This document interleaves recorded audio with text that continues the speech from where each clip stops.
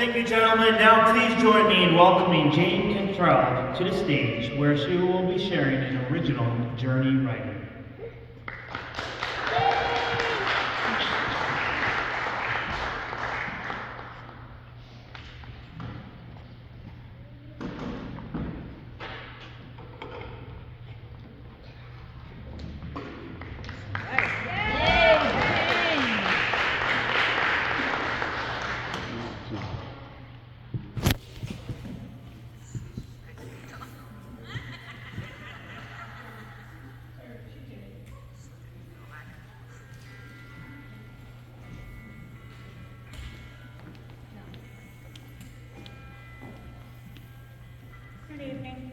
Good evening. Good evening. All right, so this talk tonight is about remembering those who have experienced the mental health system in the past. So last year or so, a friend of mine started helping me look into my mother's side of the family. My grandmother was born a Payson, and it was her uncle who donated money to the Portland Museum of Art and other places in and around Portland. So they have a lot of money.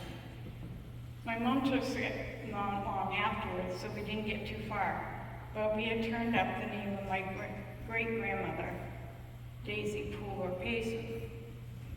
We couldn't find much out about her. One day, while spending time caring for my mother, I mentioned what I had found so far, but that I couldn't find out much about her grandmother, Daisy. She told me that Daisy had been committed to Amherst, and she could remember visiting her there as a child. That was pretty much all she said. So after her passing this spring, I spent some more time with my friend, and we found out some more information on Daisy through searching newspaper articles and the census records. She got a divorce and remarried and became a widow. And she was living with my grandparents in Bath in 1940. According to the 1940 census, under her second husband's last name.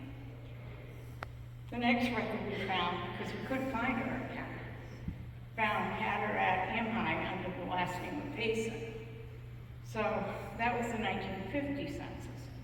Somehow between 1940 and 1950, she acquired her first husband's last name again and was committed.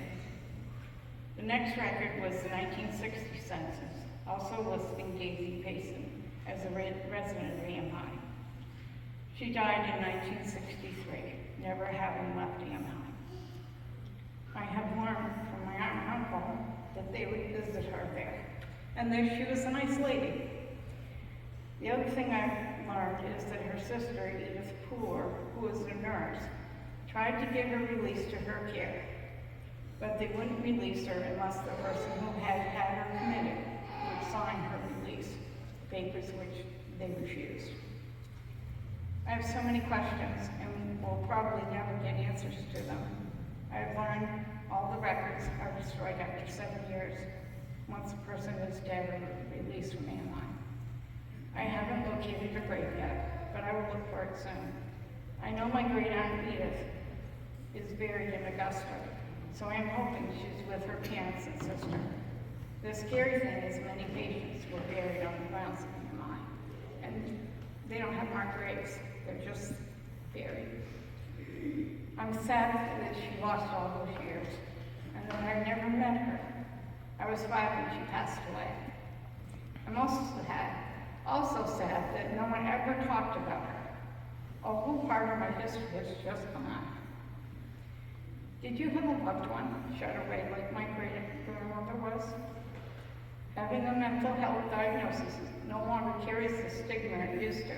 It's important to tell our stories, so when we have a couple of generations pass by, they won't find a blank where it used to be.